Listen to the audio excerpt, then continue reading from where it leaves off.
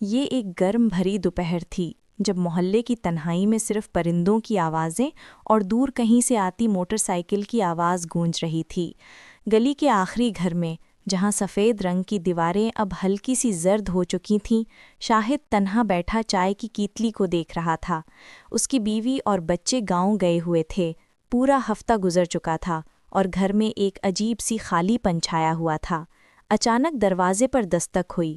اس نے سوچا شاید کوئی پڑوسی ہوگا، لیکن جب دروازہ کھولا تو سامنے کھڑی تھیں سریا بھابی۔ سریا بھابی، جن کی عمر 40 کے قریب تھی، لیکن جسم اتنا بھرا ہوا اور کشش رکھتا تھا کہ کوئی بھی 2 بار مڑ کر دیکھ لیتا۔ آج وہ سرخ دوپٹہ اوڑھے، سفید شلوار قمیض میں تھیں اور پسینے کی وجہ سے قمیض جسم سے چپک گئی تھی۔ ہر موڑ واضح نظر آ رہا تھا۔ شاہد بھائی، میرا کولر خراب ہو گیا ہے، گھر میں گرمی سے مرے جا رہی ہوں، ذرا دیکھ لو نا۔ ان کی آواز میں ایک عجیب سی لچک تھی، جیسے کوئی شکایت نہیں، دعوت ہو۔ شاہد نے ہلکی سی ہچکچاہٹ دکھائی، لیکن اندر سے کچھ ہلچل سی ہوئی۔ جی بھابی، ابھی آتا ہوں۔ سریا بھابی کا گھر بالکل ساتھ والا تھا۔ جب شاہد اندر داخل ہوا تو گھر میں اندھیرا سا تھا، پنکھے بند، کولر واقعی کام نہیں کر رہا تھا۔ سریا بھابی نے دروازہ اندر سے بند کر دیا۔ باہر سے کوئی دیکھ نہ لے، لوگ باتیں بناتے ہیں۔ شاہد نے سر ہلایا، لیکن دل کی دھڑکن تیز ہو گئی۔ وہ کولر کی طرف بڑھا، لیکن سریا بھابی پیچھے سے قریب آ کر کھڑی ہو گئیں۔ ان کی سانس شاہد کی گردن پر محسوس ہو رہی تھیں۔ شاہد، تم تو بہت اچھے ہو، کتنے دن ہو گئے، کوئی ہماری خبر بھی نہیں لیتا۔ ان کے ہاتھ آہستہ سے شاہد کے کندھے پر پھسلے۔ شاہد نے پیچھے مڑ کر دیکھا۔ سریا بھابی کی آنکھیں ایسی تھیں جیسے کوئی بھوکا جانور سامنے کھڑا ہو۔ بھابی، یہ ٹھیک نہیں، وہ بولا، لیکن آواز میں طاقت نہیں تھی۔ سریا بھابی مسکرائیں۔ کوئی بات نہیں شاہد، بس ایک بار، کوئی نہیں جانے گا۔ اور پھر انہوں نے شاہد کا ہاتھ پکڑ کر اپنی کمر پر رکھ دیا۔ وہ جسم اتنا نرم، اتنا گرم تھا کہ شاہد کے ہوش اڑ گئے۔ کمرے میں صرف سانسوں کی آواز تھی، اور باہر گلی میں کوئی گزر بھی جائے تو شاید اندر کی ہلچل کا اندازہ نہ ہو۔ دونوں ایک دوسرے کے قریب آتے گئے۔ سریا بھابی نے شاہد کو دیوار سے لگا دیا، ان کے ہونٹ قریب، بہت قریب۔ شاہد کا دل زور زور سے دھڑک رہا تھا۔ وہ جانتا تھا کہ یہ غلط ہے، لیکن جسم سننا نہیں چاہ رہا تھا۔ بالکل اسی لمحے دروازے پر زور کی دستک ہوئی۔ دونوں ایک دم سے الگ ہو گئے۔ سریا بھابی کی آنکھوں میں خوف چھلکا۔ کوئی آیا ہے، وہ سرگوشی کی۔ شاہد نے تیزی سے کولر کی طرف منہ کیا، جیسے کچھ ہوا ہی نہ ہو۔ دروازہ کھلا تو سامنے کھڑی تھیں محلے کی سب سے بڑی چغل خور رضیہ خالہ۔ ارے سریا، میں تو بس پوچھنے آئی تھی کہ تمہارا کولر ٹھیک ہوا یا نہیں۔ شاہد کو دیکھا تو سوچا۔ سریا بھابی نے فوراً بات سنبھالی۔ ہاں خالہ، شاہد بھائی دیکھ رہے ہیں، بس ابھی ٹھیک ہو جائے گا۔ رضیہ خالہ نے شک بھری نظروں سے دونوں کو دیکھا، پھر چلی گئی۔ دروازہ بند ہوتے ہی سریا بھابی نے شاہد کی طرف دیکھا، آنکھوں میں وہی آگ۔ اب کوئی نہیں آئے گا۔ انہوں نے سرگوشی کی اور دروازے کی چابی 2 بار گھما دی۔ کمرے میں اندھیرا بڑھتا جا رہا تھا۔ باہر سورج ڈھل رہا تھا، لیکن اندر جو کچھ ہو رہا تھا وہ کسی اندھیرے سے کم نہ تھا۔ شاہد اب مکمل طور پر ہار چکا تھا۔ سریا بھابی کے ہاتھ اس کی قمیض کے اندر، اور شاہد کے ہاتھ وہ خود بھی نہیں جانتا تھا کہ کہاں کہاں پہنچ گئے تھے۔ دونوں کی سانسیں تیز، جسم ایک دوسرے سے چپکے، اور ہر لمحہ یہ خوف کہ کوئی آ نہ جائے، لیکن وہی خوف مزہ دوبالا کر رہا تھا۔ رات ہو چکی تھی جب شاہد اپنے گھر واپس آیا۔ اس کی چہرے پر عجیب سی اطمینان کی لکیریں تھیں، لیکن ساتھ ہی ایک بوجھ بھی۔ سریا بھابی نے آخری لمحے میں کان میں سرگوشی کی تھی، کل پھر آ جانا جب سب سو جائیں۔ شاہد نے سر ہلایا تھا، لیکن اب گھر میں تنہا بیٹھا سوچ رہا تھا کہ یہ سلسلہ کہاں جا کر رکے گا اور کیا واقعی کوئی نہیں جانے گا۔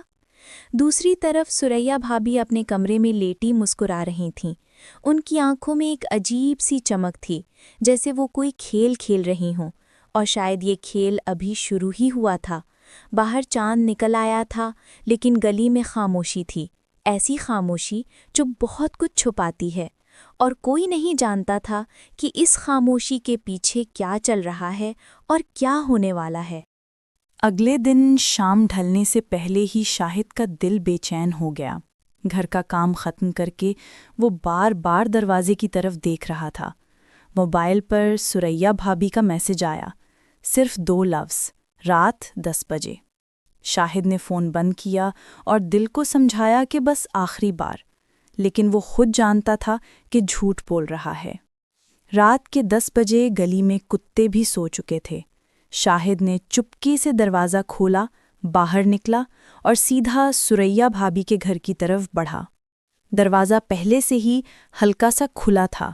اندر قدم رکھتے ہی اندھیرے میں ایک گرم ہاتھ نے اس کا ہاتھ پکڑا اور اسے اندر کھینچ لیا۔ سریا بھابی آج سیاہ رنگ کی شفاف قمیض میں تھیں، بال کھلے، خوشبو ایسی کہ سر چکرا جائے۔ آج کوئی رکاوٹ نہیں۔ انہوں نے دروازہ بند کرتے ہوئے کہا اور چابی جیب میں ڈال لی۔ کمرے میں صرف ایک مدھم نیلی لائٹ جل رہی تھی۔ سریا بھابی نے شاہد کو صوفے پر بٹھایا، خود اس کے سامنے بیٹھ گئیں، گھٹنوں کے بل۔ ان کی آنکھیں شاہد کے چہرے پر، پھر آہستہ آہستہ نیچے کی طرف۔ تم جانتے ہو نا میں تمہیں کتنا چاہتی ہوں؟ ان کی آواز اتنی بھاری تھی کہ لگتا تھا کمرے کا درجہ حرارت اور بڑھ گیا۔ شاہد کچھ بول نہ سکا، بس دیکھتا رہا۔ سریا بھابی نے آہستہ سے اس کی قمیض کے بٹن کھولنے شروع کر دیے، ایک ایک کر کے۔ ہر بٹن کے ساتھ شاہد کی سانس تیز ہوتی گئی۔ اچانک باہر گلی میں کسی کی آواز آئی۔ دونوں ایک دم سے جم گئے۔ سریا بھابی نے کان لگایا، پھر مسکرا کر کہا، بس کوئی گزر رہا ہے، اور پھر وہی کام جاری۔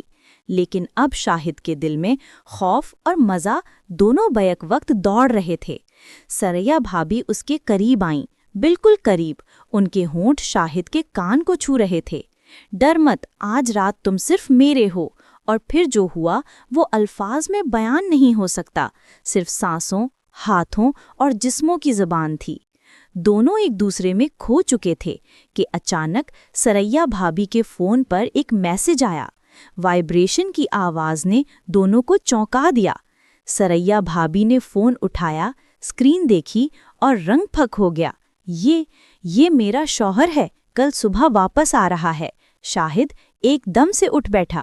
تو پھر آج آخری بار؟ سریا بھابی نے مسکرا کر اس کی طرف دیکھا۔ نہیں شاہد، ابھی تو شروعات ہے، جب وہ آئے گا تب تم رات کو چھت پر آ جانا، وہ نیچے سوتا ہے، میں تمہیں بلاؤں گی۔ ان کی آنکھوں میں وہی شیطانی چمک تھی۔ شاہد گھر واپس آیا تو رات کے 2 بج رہے تھے۔ وہ لیٹا تو نیند نہیں آئی۔ دل میں ایک عجیب سی بے چینی تھی۔ کیا وہ واقعی یہ سب جاری رکھ سکتا ہے؟ سریا بھاگی کا شوہر بہت سخت مزاج آدمی تھا، اگر پتہ چل گیا تو کیا ہوگا؟ لیکن جب بھی وہ ان کے جسم، ان کی آواز، ان کی آنکھوں کو یاد کرتا، سارا خوف غائب ہو جاتا۔ اگلی رات جب سریا بھابی کا شوہر گھر آ گیا، پورا محلہ جاگتا رہا۔ سب خوش تھے کہ بھائی واپس آ گئے، لیکن رات کے 12 بجے جب سب سو گئے، سریا بھابی کا میسج آیا، چھت پر آ جاؤ، دروازہ کھلا ہے۔ شاہد نے ایک گہری سانس لی، چپکے سے گھر سے نکلا اور سیڑھیاں چڑھ کر چھت پر پہنچا۔ وہاں سریا بھابی اس کا انتظار کر رہی تھیں، چاندنی میں، بال کھلے، ایک پتلی سی شفاف شال اوڑھے۔ نیچے ان کا شوہر سو رہا تھا، اور اوپر جو کچھ ہونے والا تھا وہ شاید سب سے خطرناک اور سب سے مزیدار لمحہ تھا۔ چاند خاموش دیکھ رہا تھا، گلی سوئی ہوئی تھی، اور چھت پر 2 سائے ایک دوسرے میں گم ہو رہے تھے، جیسے کل قیامت تک کوئی نہ جانے گا۔ لیکن کیا واقعی کوئی نہیں جانے والا تھا؟ کیونکہ رضیہ خالہ کی کھڑکی بالکل سامنے تھی اور آج رات اسے نیند نہیں آ رہی تھی۔